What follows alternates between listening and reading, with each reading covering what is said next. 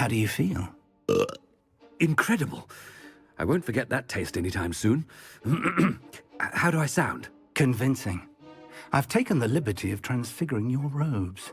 As we discussed, you'll need the password from Scrope, who could be anywhere in the castle.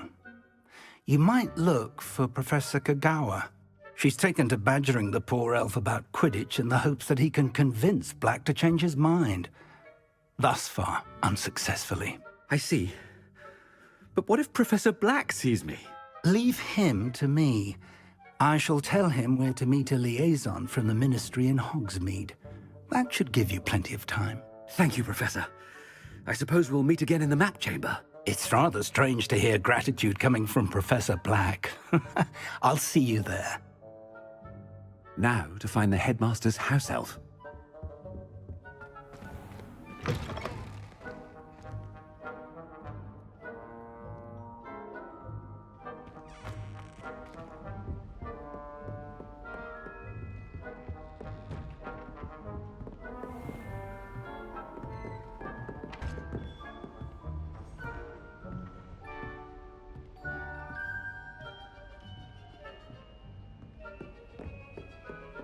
Professor, a moment of your time, please. Professor, I was hoping to catch you. Places to be, Professor Sharp, places to be. Of course, sir. Only, you'd asked me about a particular potion, and I did?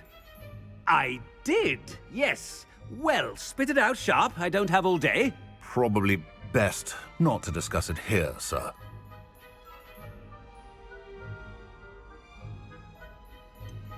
Really? Why can't we talk about potions here? Seems fine to me. Very well. I've brewed the cure for boils you wanted. I can drop it by your office when it's convenient. Of course, yes. No need for all the cloak and dagger. Simply have a student deliver it. A student. Very well, sir, if you insist. I do. And thank you, Sharp. I just hope you've brewed enough for all my boils. Now, to determine which student gets this rather unenviable task. If you must speak with me, consult my secretaries or what have you. Now move along. I thought I heard the headmaster approaching. Gareth! Mr. Weasley, what are you doing here? Don't you have, somewhere to be? Oh, Professor! Yes, of course. All sorts of places I'd rather be right now. Do you need something from me? I'm looking for my house elf. Surely you've seen him? Ah, the little one-eared fellow. I saw him heading to the Great Hall moments ago. Muttering on about your, sterling graces, sir. I hear you're getting quite good at those concoctions you brew.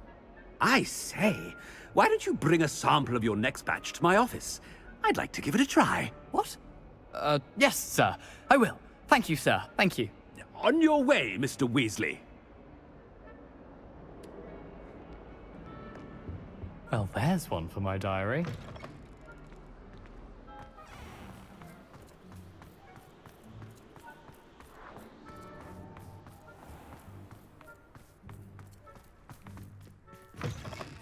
Stand proud, purebloods. The future is yours. Professor Black, how are you, sir? Mr. Gaunt, where do you think you're going? I beg your pardon, sir. I'm simply on my way outside. Taking the day off, eh? Typical student, wasting the hours away. I have to write 20 inches on Dittany and its uses. Was heading to the greenhouse. Ah, yes. Mixed with, bubo tuber pus makes a fine, mustache paste. Yes, mustache paste. I find. Are you feeling all right, sir? You don't seem yourself. I assure you I am quite healthy, Gaunt. If I need a medical diagnosis, I shall head to St. Mungo's.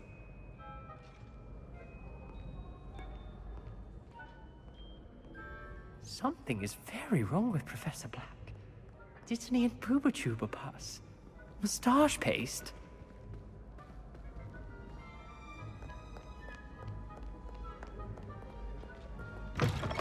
Has anyone seen my ivory-handled hand mirror? Of course you haven't. Professor, a word? Professor Black. Again, it is not too late to reconsider your decision regarding Quidditch. We could still have trials and a somewhat shortened season. It would be better than none at all. But the injury, Madam Kogawa. Professor, more than one student has taken a bludger to the head on our pitch. I dare say it knocked some sense into them. And they're fine now.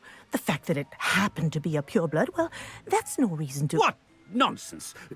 That you would trivialize the health of a student over a silly game. A silly game?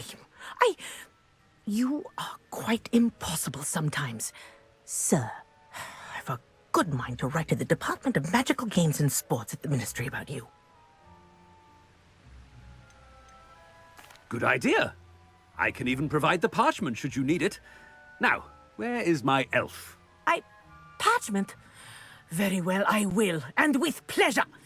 And I spotted Scrope in the Great Hall. Seems to be avoiding me. I wonder why. Good day, Madam Kogawa. What did we do to deserve him as a headmaster? I wonder almost daily why I accepted this appointment from the Ministry.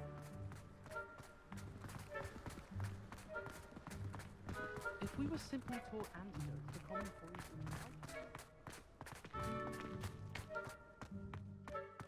Oh no, it's the headmaster and he's coming this way. What? Professor Black?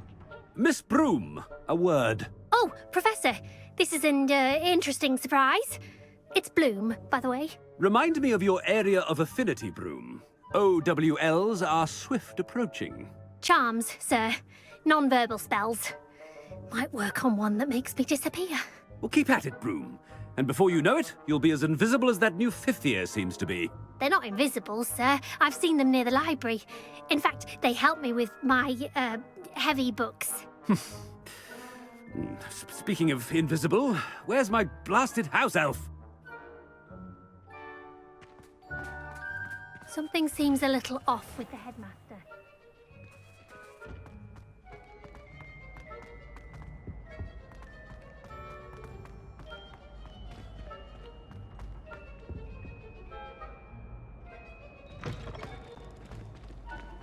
When I witnessed what passes for magic in these halls, I simply mourned. Professor, a word, please. Hello, Professor Black. Ah, Professor Weasley. How delightful to see you. Sir? Since I have you here, I wonder if I might, speak with you about Professor Fig. Oh, very well. I've decided to give him a bit more, leeway with his time. Leeway, Professor? Are you sure that's wise? I confess I do worry for his students. He's rarely here as it is.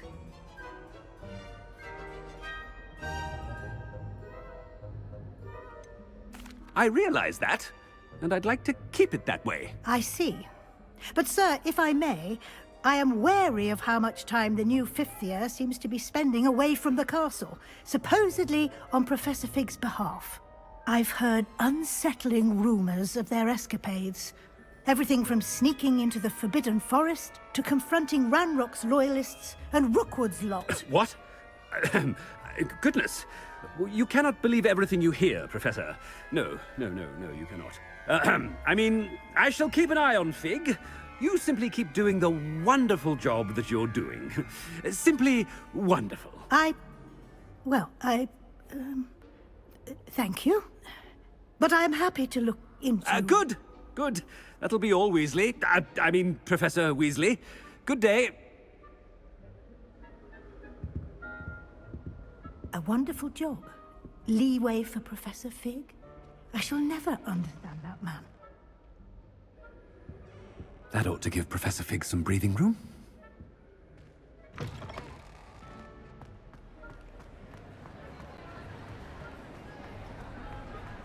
Scrope's as hard a worker as any house elf.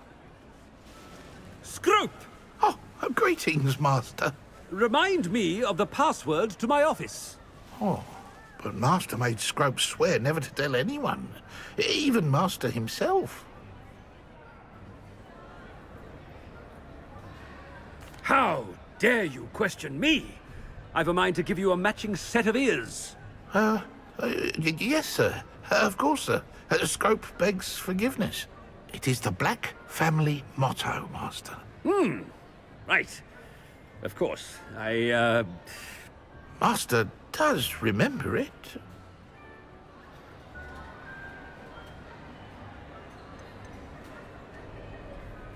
It's pure bloods forever, isn't it?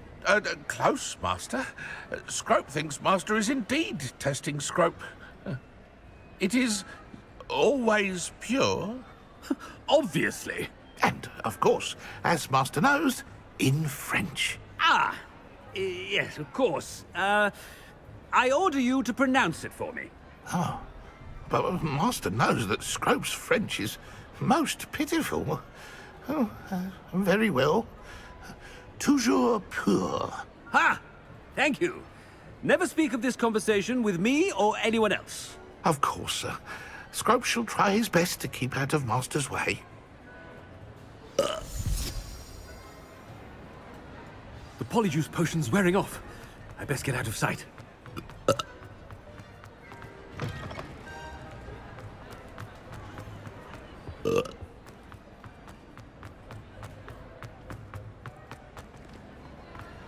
Made it just in time. It's wearing off. Fig was right. I can't believe it worked. Now, to speak the password to the gargoyle.